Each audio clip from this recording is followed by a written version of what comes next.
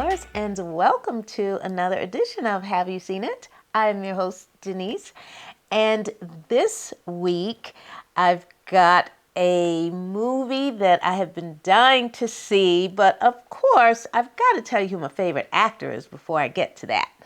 My favorite actor this week is Edward Norton. Oh, 2 words or 3. 2 words and a letter. American History X. You talk about someone who really took on the role of a character so much so that you believed that he had transformed into that character in real life. If you've never seen American History X, check it out, but Edward Norton is a fantastic actor, and he showed everybody why in that movie. So he's my favorite actor this week. All right, switching gears, getting into my review. And my review this week is the movie Toy Story 5. Yes, Toy Story 5. Starring Tom Hanks as our friend Woody, Tim Allen as Buzz Lightyear, and the voice of Joan Cusack as our Jessie, who is our cowgirl who really shined in this film. So, in this installment, Woody, Buzz, Jessie, and the rest of the Toy Story gang, if you will, are challenged when they are now introduced to electronics and the threat that electronics plays in the life of young Bonnie, because she's got a little challenge going on with regard to friendship and socializing with others. So, Bonnie has quite the imagination, and so she's always, cooking up some vivid imagination of a theme or a party or an event in her mind, and then she puts all of that into practice with all of her toys, just like many of us did when we were young. That whole thing of imagination and just using what you have at your disposal to bring that imagination to life was just so much fun as a child. I know it was for me. And so you see Bonnie in this make-believe world of her own, having a good time, but she does want friends. She has a desire to bring friends, real life people, into this imaginary play world of hers. And so there are a couple of kids that live, across the street that she's been dying to play with, but she notices very quickly that they aren't really interested in real life playtime. They seem to be fixated on these new electronics, tablets that they have. And so, when Bonnie sees this, it's kind of demoralizing for her because, she wants other people to enjoy this, fantasy playtime that she has with her toys.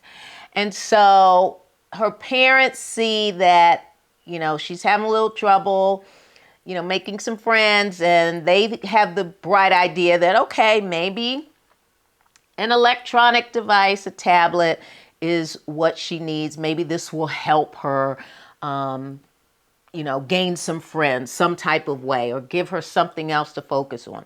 And so, of course, when she gets this tablet, she's like, whoa, this whole new world has opened up for her. And of course, she's on her tablet until her parents say it's dinner time or it's time to go to bed. and any other time she's on that tablet. Well, Jessie, her doll, her cowgirl doll, sees that, looking out of the window of, like Bonnie's bedroom, or looking out the window of the house, she sees that the lights that illuminate from these homes at night are all illuminated by screens. You've got parents on cell phones, you've got kids in every room on a tablet, and there's no social interaction going on, which, Jessie's like, that's not cool. Bonnie needs some friends.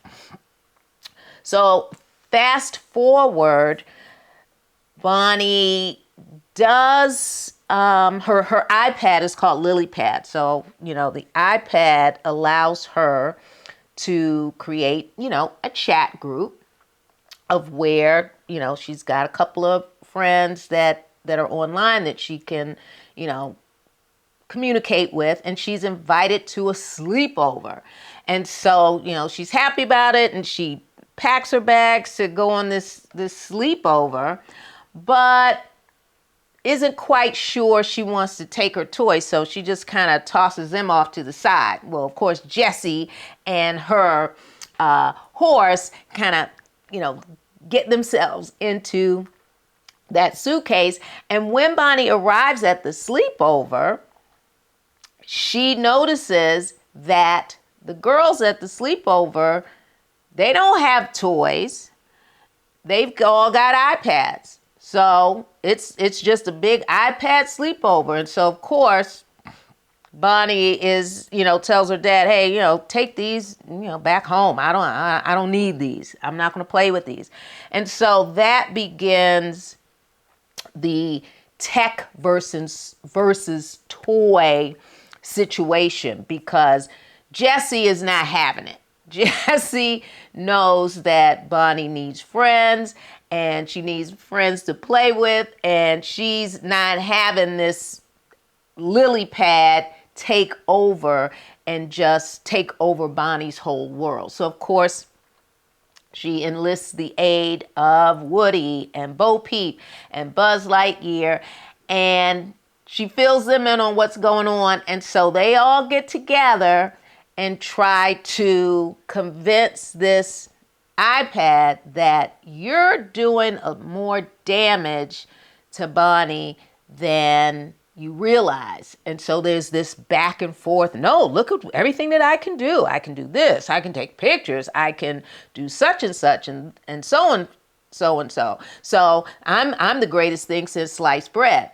But what they find is that Bonnie is now being the target of some cyberbullying, because the girls that she thought were her friends are chatting with one another and talking about Bonnie and saying things like she's a baby because she still plays with toys and so forth and so on. And so they get wind of this and they're like, whoa, whoa, whoa, this isn't what I had in mind. And so everybody, including the toys and the LilyPad, once they realize what's really going on, there's now, this quest to rescue Bonnie from this, depression of being, cyberbullied and all of this, and new toys kind of coming into this film as well. So toys that are, that belong to another young girl who Bonnie eventually meets. And it's all about the toys. So the toys are, orchestrating these meetings between Bonnie and this new friend. And I won't tell you how she, finds out that there's more to the toys than meets the eye. But Bonnie does eventually find a friend in a young girl, and she finds out that as you go through the movie that they do have things in common, and they both like toys, and they both have wild imaginations, and so they have an opportunity to, have a friendship and have that friendship flourish. So that is my review of Toy Story 5. It is family friendly, so I was in the theater with moms and grandmas and grandkids and, kids of all ages. And so I think they enjoyed it. I heard some chuckles in there, if they got especially the adult jokes. So it's got a running time of about an hour and 40 something minutes, 42 minutes or so. So that wasn't bad. And the one thing that I liked about this movie, because you're always introducing new kids in these Toy Story movies, and the new friend Blaze that Bonnie forms a relationship with, she is African American, and the thing that tickled me is the authenticity of the characters, in that when I was looking at this character Blaze, she had natural curly hair, and the thing that really tickled me was at night when she went to bed, she did don a bonnet. And I was like, okay, yes, whoever, is writing this script understands how important that is to naturally curly hair. We got to have that bonnet on at night. And I really, really thought that was very special. I was impacted by that. So there you have it, Toy Story 5. All right, so folks, I'm going to jump into my Nailed It. And my Nailed It for this week is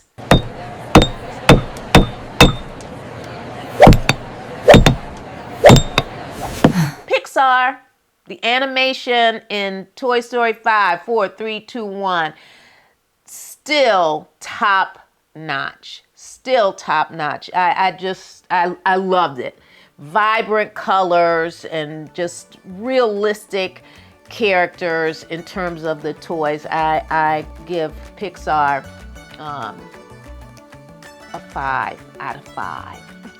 All right, folks, you can subscribe to my YouTube channel. Make sure you hit that like button. It really does help the channel grow.